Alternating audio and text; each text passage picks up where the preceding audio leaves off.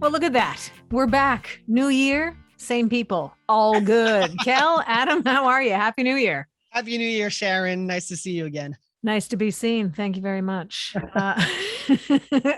We got a lot to tackle in 2022. And following the loss of Betty White, we've got some Golden Girls fun facts. We're going to get into, we'll hear from one of the ultimate icons, not only of just the 90s, but we'll tell you which one of these icons didn't consider herself a girly girl. We've got Kelly's trivia to get to, a 90s rewind that'll take us right back. But also, we lost one of the ultimate father figures from the 90s. So let's start there. Bob Seger. No, he's alive and well. Bob Saget, however, was found in his hotel room in Orlando just about a week and a half ago. No foul play detected, but there will still be an autopsy and all kinds of tributes coming through for Bob Saget. No question about that. Kelly, you've read some. Adam, you've read some of those too, eh? Mm-hmm. Incredible. Yeah, it was so shocking when I just got that alert, like on my phone, I think it was that, or my watch, one of them that was like, Bob Saget dead at 65. And I was like, what? Like, so early already into 2022. And we, of course, lost our girl, Betty White, 17 days before her 100th birthday. So I'm hoping there's not a third on the way, as we usually talk about threes. Well, if we have to be nitpicky, at least with Betty White, it was 2021. So maybe Bob Saget is the first, but then there was Sidney Poitier. So oh yeah, that's true. Maybe that is the three. I guess we got our third. Yeah. But it's so like, it's everything I've read though, like the underlying theme, because I've read, tons of articles about Bob Saget, because he's in every, he's been in every, People magazine, like whatever website, Us Weekly, whatever you go to, Hollywood Reporter, like it's all stories about him. And the pervasive thought is that he was just the sweetest man, like the sweetest human, and super kind to like all of his colleagues and friends and family and fans. And the kind of guy you want to work with is what it sounds like. And John Stamos, the Uncle Jesse to his Danny on Full House, the brother-in-law who, I think as time went on and throughout the show, and there was many seasons of Full House, they went on to kind of be like brothers, like best friends. And what John Stamos posted to social media was a heartfelt tribute that he'll miss his buddy. Like he's shocked by it, and I think that sudden death comes renders people a little bit in a floundering way for a long time after. So no surprise that John Stamos would be broken down. He said he was broken, gutted, in complete and utter shock. I will never, ever have another friend like him. I love you so much, Bobby.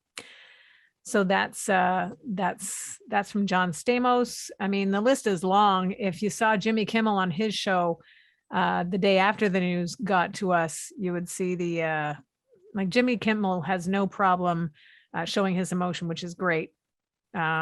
But he was basically crying through his tribute to him, concluding that he had something funny to say about everything and nothing bad to say about anyone.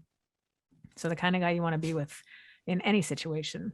I also thought Jodie Sweetin, who played Stephanie, his daughter, on Full House, had a great statement too that she put out, basically using her, catchphrase from the show, like how rude that he passed away before his time. And that she would say an inappropriate joke at his funeral, which I think he would have, of course, appreciate. And then Candace Cameron echoed saying, like, Jodie said it the best way. I just didn't have the words for it. So I thought that was kind of interesting. It's tough. I get the concept of not having the words to express your feelings about something shocking like that. It's tough. And I think the people have that understanding too, that, maybe I don't have words now, but as time moves on, we'll get there. And until such time, people are giving great tributes to this guy who I won't say lived a double life, because he didn't. He was a very funny comedian. The contrast to his comedy from the cable knit sweater wearing father figure from Full House to the very dirty comedy that he could lace into. Blue, I think it's called. He was the host of the ultimate nasty show at the Just for Laughs festival here in Montreal. This is a festival that Yes, it's ours in Montreal. We are proud of it. We hold it close to our hearts, but it's world renowned. This is where comedians come and get to strut their stuff, and not just for the fans, but they get to strut their stuff for industry pros and people that are casting shows and things like that. So it's a really great collective of very funny people. And the Nasty Show is a very big draw because it's very funny, and it's kind of okay to go to a show like that and laugh at like really off color jokes. And Bob Saget was the host of the gala that was like the Nasty Show gala. The first time they ever did that, it was called Triple X, and that's a few years. That's how, I think it's about 10 years ago that he did that. So his reach is far and wide, and he'll be missed. And like I said, there will be an autopsy. So this news will continue to be news for the next few weeks, for sure. My last thought on the situation, just with regards to the Full House cast, is I think there's many casts that we've heard of in the past that are close, or that members of the cast were close or not. You know, it could go either way.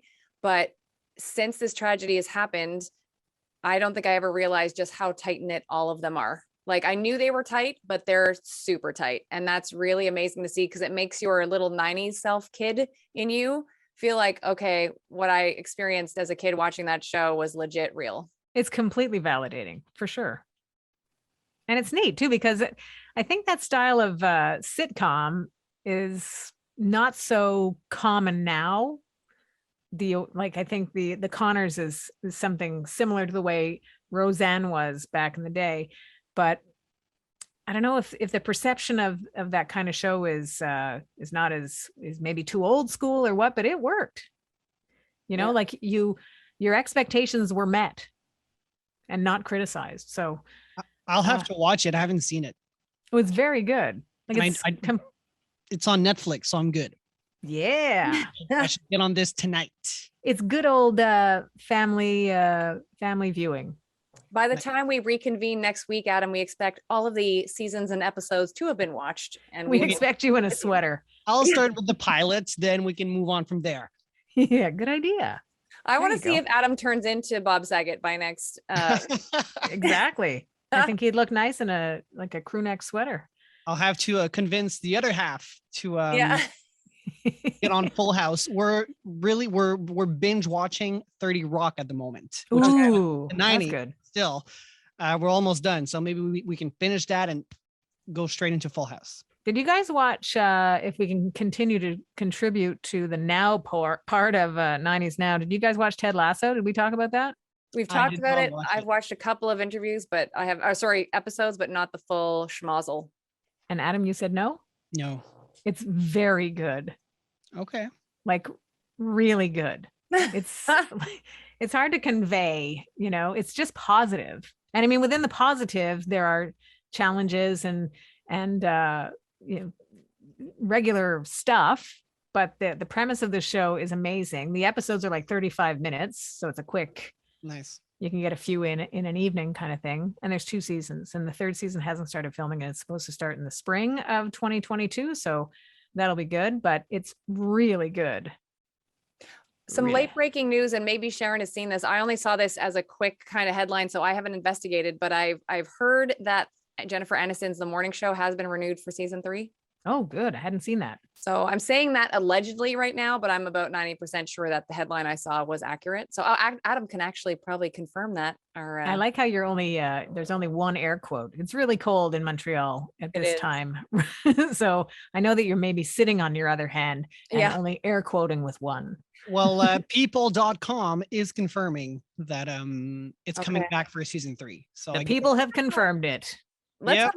Let's have a quick discussion about the negative temperatures in Montreal. So my better half is she's like 4 inches shorter than I am, and a good 15 to 20 pounds lighter than I am. And she is always warm. Like, she is always like, if you touch her hand, like, it's always warm. Like, you know, I, however, am always borderline rigor mortis, no matter what time of the year. And it is especially worse in the winter. So we go for a walk last night with the doggies, And it was pretty cold. You know, it was minus 20 something, whatever it was. And Adam, can you do that in Fahrenheit for us, for our friends in the South? So anyways, I It's mentioned below zero, her I think. heading, sorry, Sharon? It's below zero for sure. Yeah, exactly. At minus 20 Celsius, it's minus 4 Fahrenheit. Okay. Brutal.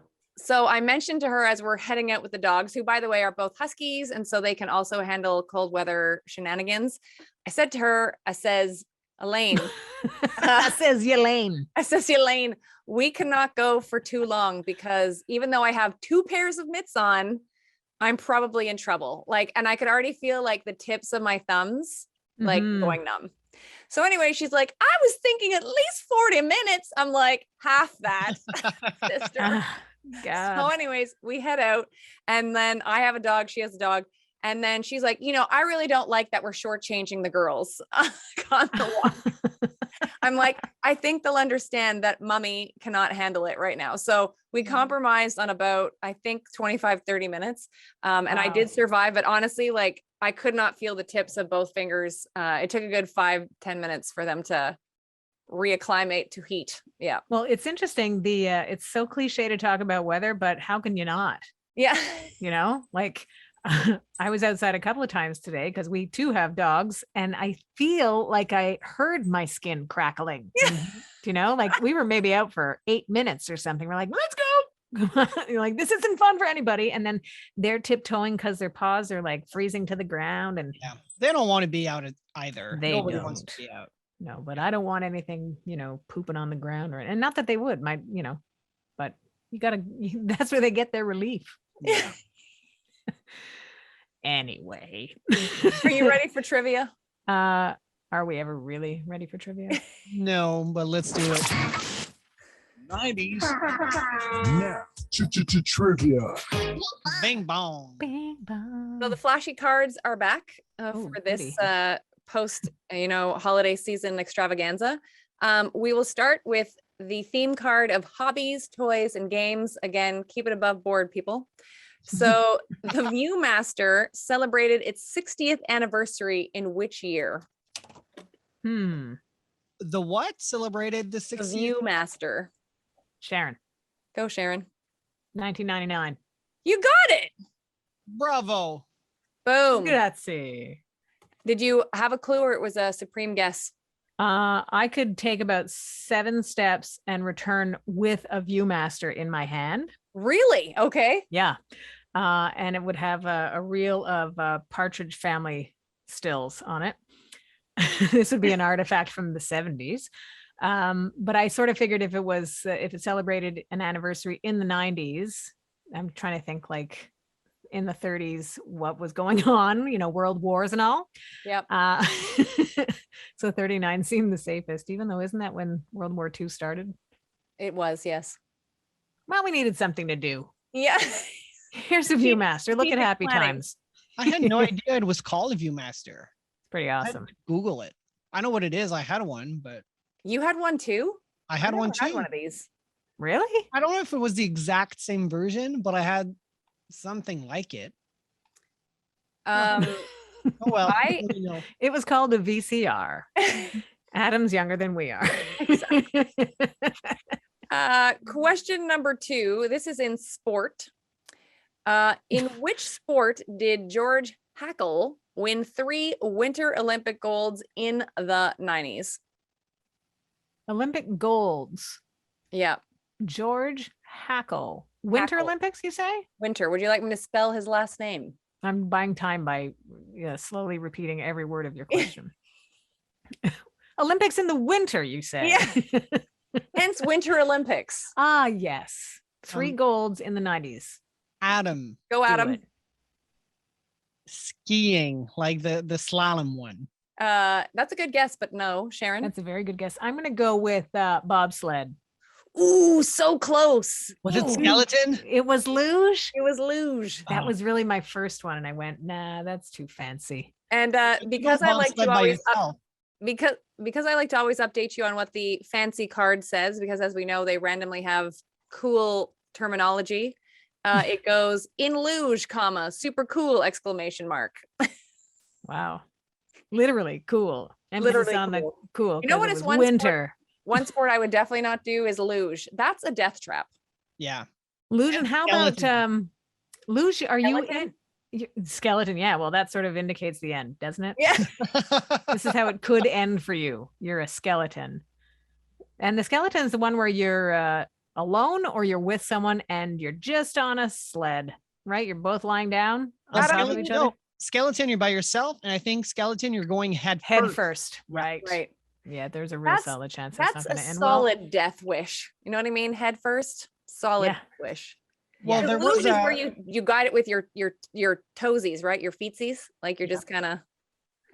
Do you remember at the 2010 Vancouver Olympics, just someone before did the die. Olympics started, it was a luge athlete that passed away. Yeah, in you're right. an accident right at the end of the Yeah. And they're pretty spectacular ends. When there is a crash like that, like you're totally holding your breath to make sure there's Yeah. movement at the end. That's scary, man. I'm glad though that we had this conversation because it's only a few weeks away, the Winter Olympics. So now I'm like super excited to watch luge. If there was one positive thing to come out of the pandemic over the past almost 2 years, I have two things. A, the traffic has been really good, usually anytime. And B, we get 2 Olympics. Yeah. Like we just did the summers and now we're going Right. into the winters. We don't have to wait. It's true. Searching for positives. What is your favorite Winter Olympic sport? That's a good question. Thank Being you. Canadian, I have to say that I really do enjoy and love supporting women's Olympic hockey. Oh, Same. Yeah. Yep. And I love that the men also support them like bananas, like the men's hockey team. Yeah. It's like the thing. So I would go with that. And then I also really like watching moguls and the Yep. aerials with the skiing. Yep. Yep. I I'm like the 100% with- snowboard with the fanciness Yeah. in the cylinder. I don't know what's called. You know what But- scares me a lot though? That's the half pipe. Yes. Oh Thank yeah. you. You know what scares me a lot is the Olympic slalom when they're going like banana town fast, because I always feel like one of those gates is going to rip their groin out if they miss their shot. Yep. Yeah. And they would. And sometimes they have like horrific knee injuries, right? Because they go off balance and then they crash into those gates. Like it's unpretty. And then I think they also get snow rash because they're in those little itsy bitsy racer suits. So I feel like if you're sliding along the ice and the snow, carpet. Don't you think they have long johns on? No, because it's super thin. You have to be fast. You have to be aerodynamic. What about warmth? I don't think that matters. Like I think you got to suck it up. That's why I'm not a Winter Olympian. That's one of the many reasons why I'm not a Winter Olympian. I would require warmth. It's up there on the list. Where's the hot chocolate? I feel that's not on the training regimen. It might be a bit too. Again, Uh, caloric. if I were a Winter Olympian, Yeah. I would be warm with a cup of cocoa. That's also why I laugh, by the way, when you see Winter Olympians or whatever, any Olympians, but when they have like a food endorsement, I mean, if it's healthy, great. But when it's like, this is like, 6 kinds of chocolate dessert, I'm like, you're not eating that ever. Like, you're not eating that. Maybe You're after, a liar. but Well, there was well. this Quebec diver who was sponsored from McDonald's for the longest time. really? Wow. Yep, Alexandre Despetit. He's won a few medals. Oh, Yeah. For years, he was sponsored by McDonald's, and everybody kept bringing up how it doesn't make sense. But It doesn't, but wasn't that at the time where they were really emphasizing the healthy part of the menu, like with the salads and the wraps? I don't know, man. By the way, have you tried the Timbiebs? I have. Yes. I think they're amazing, but like my brother Sounded like you were going to say adorable. no, they're adorable. And I actually really love them, but my brother thinks they're like, he's like, man. And then I talked to my niece. She's like, I don't like them. I'm like, are you just being controversial? As a 13-year-old? Because I think they're pretty good. Yeah, they are pretty good. I think the whole campaign that goes along with Justin Bieber teaming up with Tim Hortons, I think is cute because he's all in. hmm And they actually taste pretty good. Do you think he'd want to sponsor our show? I don't see why not. Bieber himself.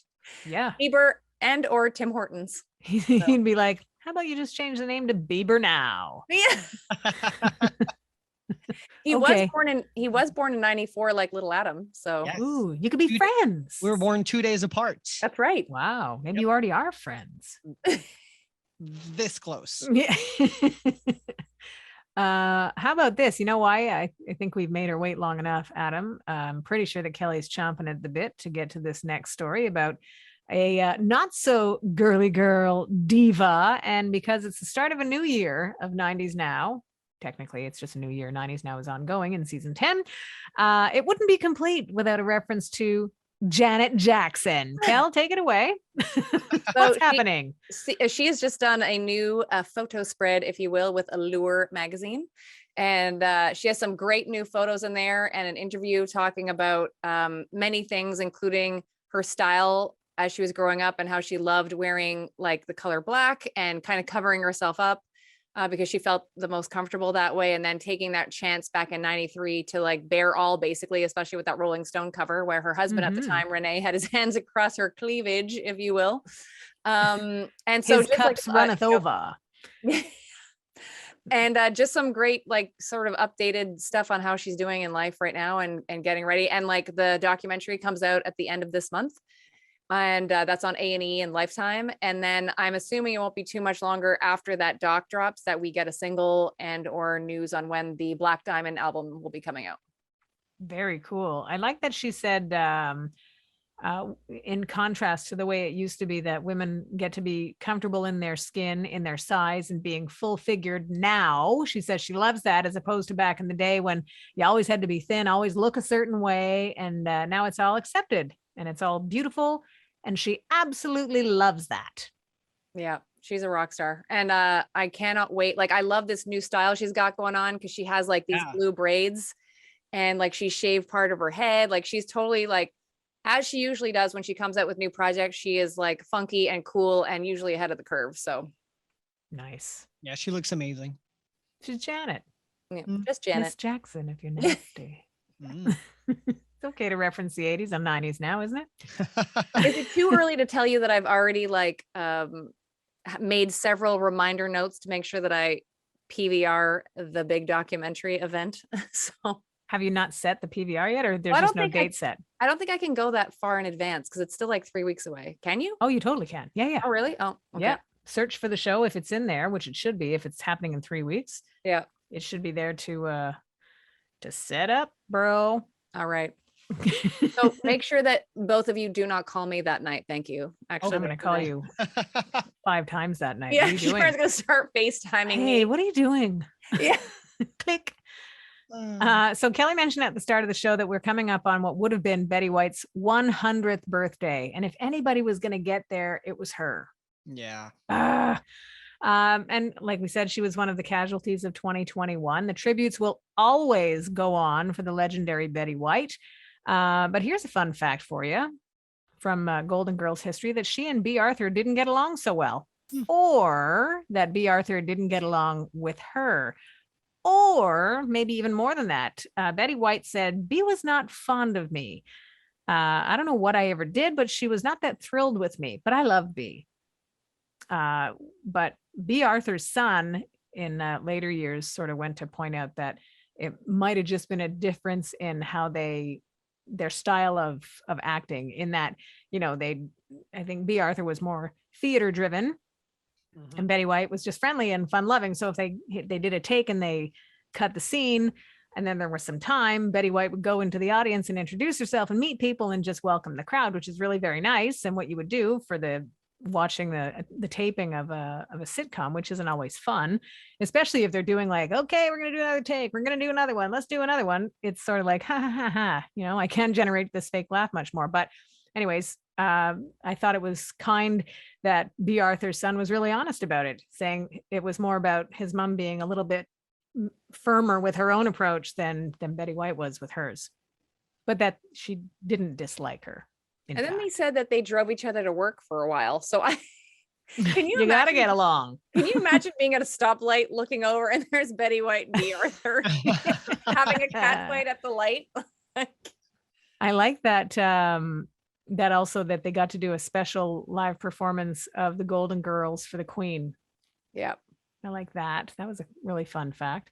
And just that, you know what, it's fun to look back on the Golden Girls, and the comedy, the writing of that show was sharp.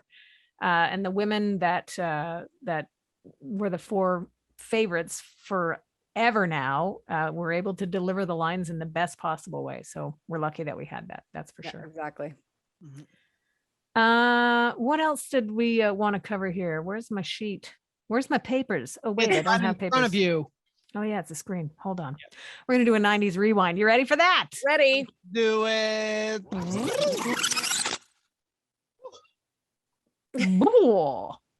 Hey, wasn't that a line from a song in the 90s?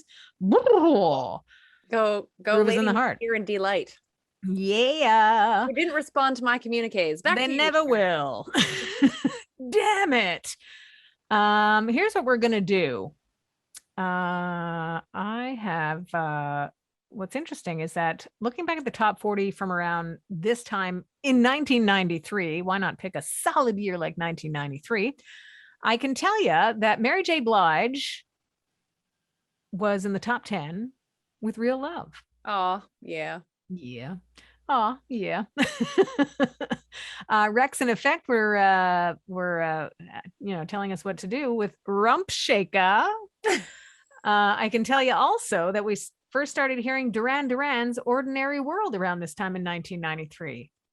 That Such was a like great song. really the intro of the song happened at the beginning of 1993. So that's kind of cool. And such a great example of, breaking through the punchlines of, trying to be pigeonholed as an 80s band. Duran Duran are still touring, still making music, and we are very lucky to have them. Canada was being represented by snow in 1993, which is not that different from the temperatures that we have now. It's freezing. Get it? See what I did there? Snow. Except I'm more talking about the hip hopper from our East Coast, who was he sounded more like he was from the Caribbean coast, and also making us all wonder what "licky boom boom down" meant. I still don't know. I can't say that I do either. Okay. What time is it? It's licky boom boom down. What? I think it meant the police were coming and you'd better run for it. Yeah. Informer was the song, and that would become his signature hit. And while Whitney Houston topped the charts again with I Will Always Love You around this time in 1993, she was coming in hot with the introduction of I'm Every Woman. Oh, yeah. It was new on the horizon this week in 1993. And that's your 90s rewind. Thank Sharon, you. before you wrap up the show, Adam, and I think we're coming up on the 10-year anniversary of her passing, right? It was 2012, was it not? Yeah, February. Yeah. That's crazy. I can tell you exactly where I was. Where were you, Sharon? I was at a table at a restaurant called Saloon in Montreal. Delicious. But it was my first, that I'm in this weird game with my cousin and my sister. It's called the death text. And so whoever you find out the person has died, and you have to be the first person to text it. And that was my introduction to that game. I was at dinner with friends and I got a text and I just looked at my phone and I'm like, wait, like all you do is text the person's name. So I'm like, I think Whitney Houston's dead. Like I didn't know what to do with it. And then the news traveled through the table and we're all like, what? And then it was a restaurant in the gay village in Montreal, and the waiters at the restaurant are like gorgeous and predominantly gay. So Whitney Houston would, I think, if we're, what's the word I'm looking for? Well, I totally can't remember the word. Sorry? She's a gay icon. Thank you. I'm stereotyping is the word I'm looking for. Oh. The word traveled through the staff too, and you could see the shock of it. And it still is kind of shocking that Whitney Houston's no longer here, not only because we hear her original music on the radio still, but also that people are using her songs and we hear her voice, and it's strange that 10 years has passed. Mm-hmm. Yeah, agreed. Yeah. Wah, wah. There's a dark cloud. But you know what, you guys? Dark clouds and frigid temperatures. Thanks for listening. Thanks, Kel. Thanks, Adam. Happy New Year, everybody. Thanks for coming back to listen to 90s Now. Still happening.